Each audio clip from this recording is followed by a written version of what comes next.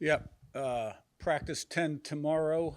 Making progress, improving. Still got a long way to go. And be back at it. Important week. Coach, how did the scrimmage go on Saturday?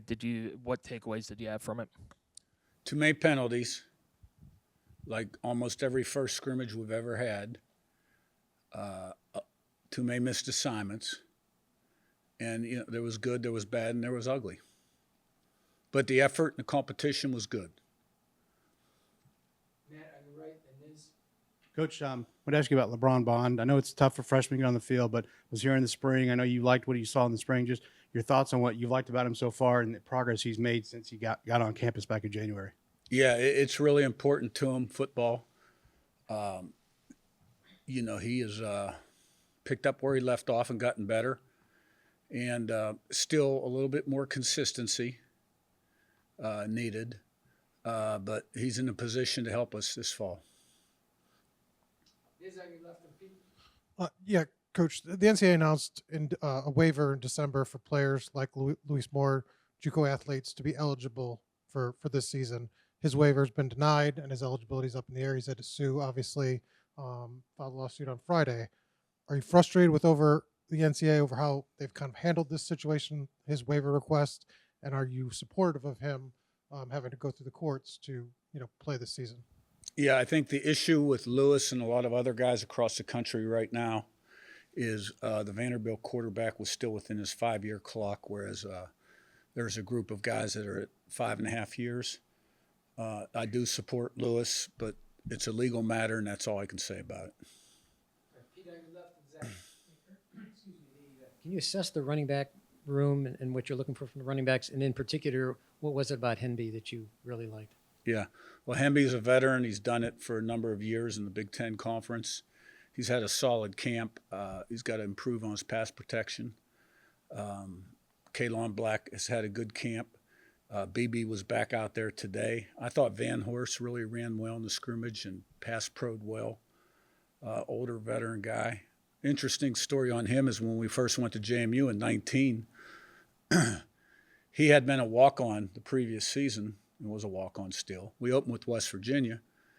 Third series of the game, he's in there, played well, and he started the next 6-7 games and then hurt his ankle. And then he had some injury problems from that point on. But I thought he ran well Saturday, and Khobie Martin's getting better. It's good to get Beebe back. He was out there today, first practice. Zach in front, then Joe. Coach, how important is it to have a guy like Kellan Wyatt play opposite on that defensive line so it kind of frees things up for Kamara? Well, I think it's really important because you got to have 11 good players doing their job, outside of what it does for McHale. You got to have 2 bookends, when you're in a 4-down front. Now, we're very multiple. But Wyatt is a high-effort, high-energy, intelligent guy. Like Bryant said, he's very versatile. He can do a lot of different things. He's had a really good camp.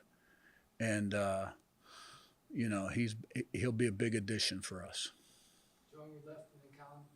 Coach, you mentioned how getting Coach Whitmer up to speed of the playbook was a priority in the spring. I mean, how have you seen him adapt up to this point and kind of start to use the things he's learned at the NFL level? Yeah, well, I think anytime, his primary experience was in the NFL and college as a graduate assistant. And so there was a learning curve in the spring. He's doing a great job, terrific job. He's doing a great job mentoring the quarterbacks. He's got good ideas. I'm very pleased. He's going to add a lot to the staff. He's got a great work ethic. He's a film junkie. A really smart guy, great demeanor. Colin on your right, then Sammy again. You mentioned LeBron Bond earlier, but on the wide receiver room as a whole, what have you seen from them in developing connections with Fernando? But, we had pretty good offensive success overall last week in practice. It wasn't, but still a lot of mistakes. And there's a lot of areas that we've got to get better. Now, what I would say to that is the defense was really shorthanded. Hardy returned to practice today, but had a groin, missed most of last week. Mari Farrell had a personal matter. Mother passed away, was gone most of the week. He's back today. Pons went out of the scrimmage early, tweaked his ankle. He practiced today. He's fine. And then you got to put other guys in different positions. So I think the defense was a little shorthanded. I think we have a chance to be a good offense. We got to be balanced, running the ball, throwing the ball. Do a good job of protecting quarterbacks, separating, getting open. But there's not an area on the team right now, offensively, where if we're ready to play a game. We're still installing, going over situations, low red, high red, all that stuff, 1 minute. But I think we're progressing. And where I see the progress, aside from the scrimmage, as the week went on, I thought the competition picked up, the speed and the tempo picked up, and the execution was starting to improve. Now, I think one of the biggest things we got to do now is we can't let mental fatigue precede physical fatigue. And, when guys start to get a little gassed, they can't give in. 98% of this game is between your ears.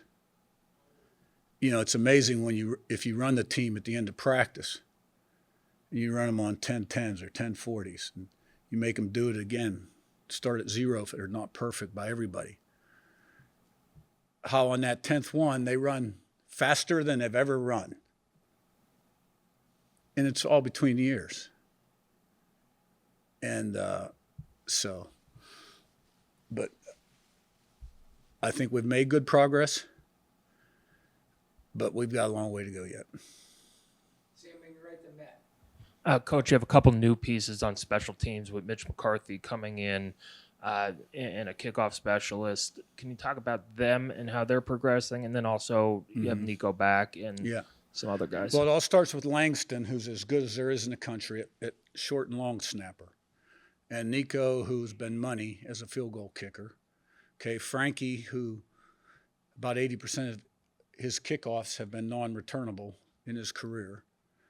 And then McCarthy, who gets a ball off really fast and had strong leg, great hang time. I really like our specialists. And I think we have a chance to do some special things this year. Matt, you're right to Zach. Coach, obviously, for the last few years, you had a staple at tight end in Zach Horton. It's got some new guys this year. What are your impressions, your thoughts on Holden and Riley and some of those guys in that room? Yeah, well, I think Riley is a lot like Wyatt. Just a real smart, hardworking guy. You know what you're going to get from an effort and preparation standpoint, day in, day out, consistency. And he's going to be a valuable member of the offense. And Holden stays, is improving as a blocker. It has really good soft hands, big long body, can get down the field in the pass game. So, and Bamba is, this will be his senior year, and hopefully we keep him healthy for, the whole season and afterward. Zach, and then we'll wrap with Niz. You mentioned being a little bit shorthanded in the secondary the last couple of days. Has that allowed some of the younger guys to kind of step up and impress you a little bit? Well, it gives them an opportunity, to work with the ones or the twos. And so, we're still looking at building quality depth back there.